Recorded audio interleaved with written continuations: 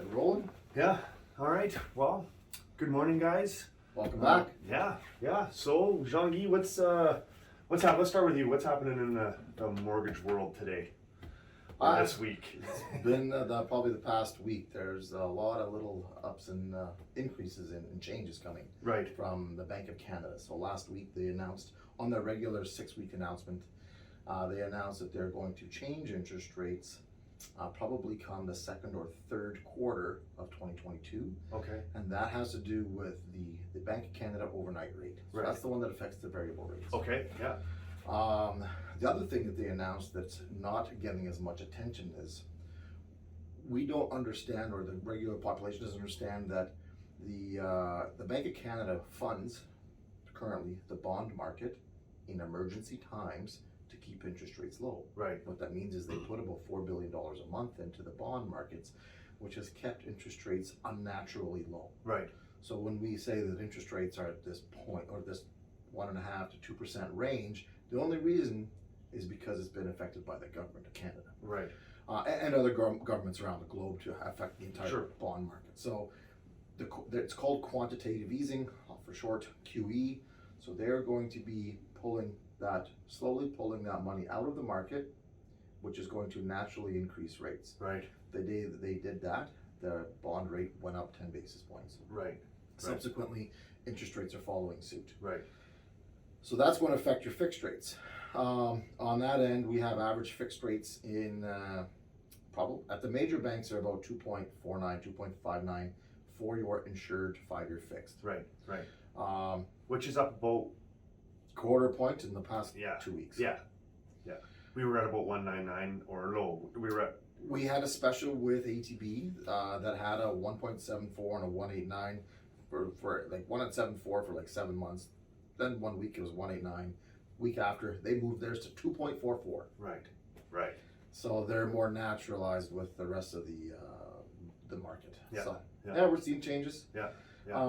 We can still get rate holds. I mean, historically, after the credit crisis, interest rates got down to the level that we have right now. Right. Yeah. So that's- back then we kept talking about how historically low they are, and they still are. So it's still amazing deals out there. Yeah. But what's to come probably in the next 6 months is 3.25%, 3.5%. So as you say, probably up a full percent. Yeah. Yeah, we'll be seeing them. They're not going to slow down from here. Yeah. They'll be up about 0.25% come spring. So Right. right now, the best time to get in the market is when you can time Yeah. a good buyer's market, flat market, with a really good interest rate. Yeah. So we want to we're getting a lot of phone calls for people to get pre-approved for the next 90, 120 days, which gets you until the end of February, early March, Yeah. so that they can hold the rate. Yeah. And get them protected for the winter. Yeah. Right. Sure. Well, And what's going on in your world? Yeah, man? like That's been a lot to chew on. Sorry. yeah, no, but that's okay. But leading into that, like that's actually what we're starting to see. We're starting to see our fall market, which in Central Alberta, unfortunately, it does happen. I get the question all the time: when's the best time to sell? Well, there's never really a wrong time to sell. There's just the best time to sell is always, in the spring, because of school and people getting out. But so that's what we're seeing now is the fall market. It starts to slow down, and even as inventory has shrunk, Red Deer. I mean, we're at 367 listings for single family homes. Comparatively speaking, there was 454 listings in 2019. There was over 500 listings in 2018. So when you start to do that, you can see that our inventory is lower, but our sales, I mean, year for year, they're relatively close comparatively last year versus this year in October, right?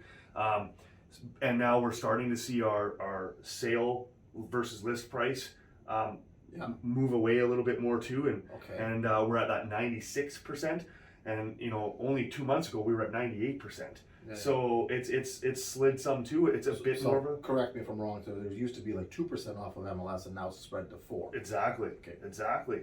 So we're seeing. I just think it's our fall market. That's what I call it. And so the challenge is that there aren't as many buyers that want to buy at this time of year, even though there's less inventory. it doesn't really match up right now. The stats, if you kind of think about it, lower listing usually would say, hey, well, there'd be more activity, but we don't have the same buyer volume that we will have in the spring again.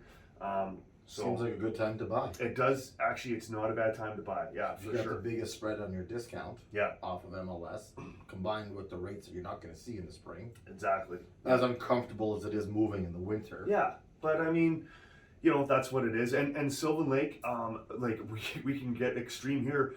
This year, 61 active listings on the marketplace. Mhm. There was over 120 last year Oh wow. at the same time.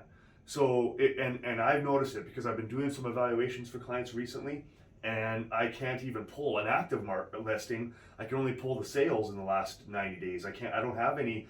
I can't say to them, well, you know, this guy just 2 blocks over is for sale and he's comparable. I don't have the active. So that market has really shrunk in Sylvan Lake. But same thing. I mean, comparatively saying sales wise, we were the same as last year. We are this year. So even though there was 120, well, there was 60 more listings on the market last year, we did the same amount of sales in October as last year as we did this year. So So do you think that if we have lower inventory time like this come the spring with a more active market, that the spring's probably going to be, you're going to see some increased pricing well, and if this stays the same? I do think that you know, we're still dealing with a labor shortage. We know that a massive labor shortage, and I do think that we still have an influx of Ontario and Vancouver people selling and moving to this area. So I do predict that our market is not going to decline or decrease. I would consider this sort of maybe a stable market now, and I do think you're right. I think in the springtime, if inventory doesn't pick up some, I think the buyer influx will be there again, and we'll have another what we had this year. Basically, you know, sales will double. Yeah. Right. Good. So yeah. Well, that's exciting. Yeah, it is. It's pretty good. Blackfall, same thing. Low inventory. Average days on market, you're right in that 67 days. 96.5% list price versus sale price. So again, in that 3.5-4% gap, right? Yeah, our sales were similar last year. Same with Lacombe. Lacombe,